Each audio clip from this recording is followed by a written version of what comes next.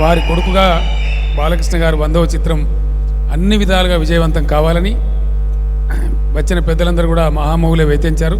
అందరూ కూడా ఆశీస్సులు అందించారు. చిరంజీవి మెగాస్టార్ గారు, వెంకటేష్ గారు ఏం స్టారో నాకు తెలియదు,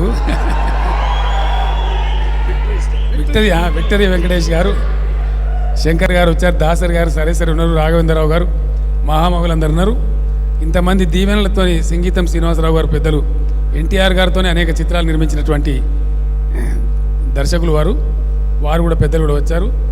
నన్ను కూడా ఆశీర్వదించారు. ముహూర్తం స్టార్ట్ కొడతా ఉంటే ఇంతమంది మహామౌల సందర్భంలో సమక్షంలో జరిగినటువంటి ఈ ముహూర్తం గొప్పగా సినిమా అనుకున్నంత వేగంగా నిర్మాణమై రిలీజ్ అయ్యి తెలుగు ప్రజలకి తెలుగు జాతి చరిత్రలో చిరస్థాయిగా నిలిచిపోయేటువంటి ఒక చారిత్రక సినిమా మిగిలిపోతుందని చెప్పి మీ అందరికీ కూడా తెలియజేసుకుంటూ మరొకసారి సోదరులు మిత్రులు బాలకృష్ణ గారికి అభినందనలు తెలియజేస్తూ ఒక కోరిక ఉంది నాకు.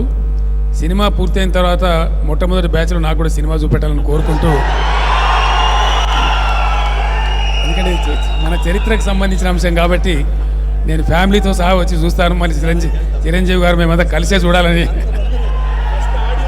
ఫస్ట్ ఆడియన్స్ ఈ బ్యాచ్, స్టేజ్ మీద ఉన్న బ్యాచే ఫస్ట్ ఆడియన్స్ కావాలని చెప్పి అందుకు అవకాశం బాలకృష్ణ గారు కల్పించాలి, దర్శకులు గారు కల్పించాలని కోరుకుంటూ సంతోషం. Thank you.